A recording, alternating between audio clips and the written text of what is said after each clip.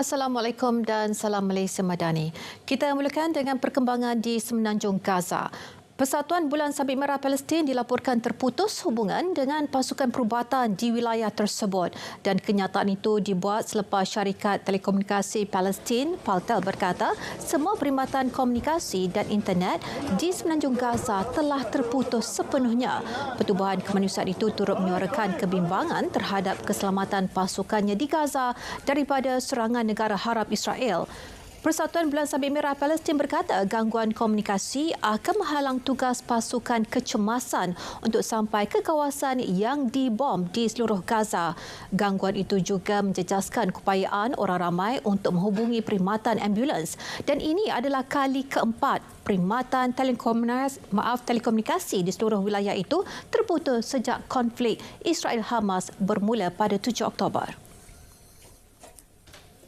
Sekurang-kurangnya 12 orang maut akibat hujan lebat di negeri Tamil Nadu di selatan India susulan taufan Michaung yang membadai di pantai Andhra Pradesh pada Selasa dan media tempatan melaporkan pasukan penyelamat menggunakan bot nelayan dan traktor ladang untuk memindahkan orang ramai dari kawasan banjir di Chennai, ibu kota Tamil Nadu. Kehidupan penduduk di Chennai dan daerah sekitarnya terjejas manakala perkhidmatan pengangkutan terhenti akibat banjir dan ketika ini beribu-ribu orang di Tamil Nadu dan Andhra Pradesh dipindahkan dari kawasan yang dinaiki air ke tempat perlindungan sementara. Dalam pada itu, operasi penerbangan di lapangan terbang Chennai di selatan India pulih pada semalam sehari selepas taufan Michaung yang melanda Teluk Benggala dan menjejaskan banyak kawasan di negeri Tamil Nadu, India. Dan terdahulu banyak penerbangan di lapangan terbang Chennai digantung pada Ahad dan Isnin, manakala perkhidmatan kereta api di beberapa daerah di selatan India turut terjejas akibat hujan dan banjir. Media tempatan melaporkan cuti umum diisytiharkan di 4 daerah di Tamil Nadu. Dan ini pula melibatkan konflik di Myanmar. Seramai 338 rakyat Vietnam yang terkandas di zon konflik di utara Myanmar telah selamat dihantar pulang ke negara mereka. Penghantaran balik itu dilakukan oleh Kementerian Luar Vietnam, Kementerian Keselamatan Awam, agensi berkaitan dan negara rakan kongsi. Dan menurut Kedutaan Vietnam di Myanmar, lebih 800 warga Vietnam telah diberikan dokumen perjalanan dan boleh dihantar pulang. Dan ketika ini kebanyakan mangsa yang dihantar balik membabitkan golongan muda termasuk mereka yang bekerja dengan organisasi perjudian dalam talian di negeri-negeri utara Myanmar.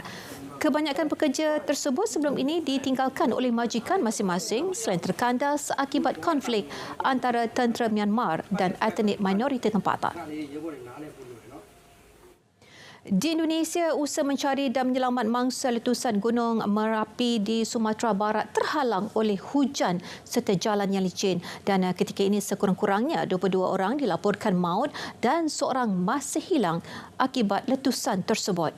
Media tempatan melaporkan Gunung Merapi yang meletus pada petang Ahad itu telah memuntahkan abu dan awan panas sehingga menjejaskan penduduk di kawasan berdekatan. Menurut Ketua Agensi Mencari dan Menyelamat di Padang, Abdul Malik, pihaknya berhadapan kesukaran untuk menerbangkan drone disebabkan keadaan cuaca. Beliau berkata operasi mencari diteruskan di seluruh kawasan berbatu yang menjadi tempat pilihan pendaki untuk berkhemah. Beberapa mangsa yang selamat didapati melecur dan dibawa ke hospital. Pihak berkuasa menggesa orang ramai pelancong supaya menjauhi kawasan itu dalam jarak 3 km di sekitar puncak bagi melindungi diri daripada abu dan serpihan. Baik, berita dunia berakhir di sini. Dari sungai hingga ke segara, Palestin pasti merdeka. Dengan itu, Assalamualaikum. Malaysia Madani, tekad perpaduan penuhi harapan.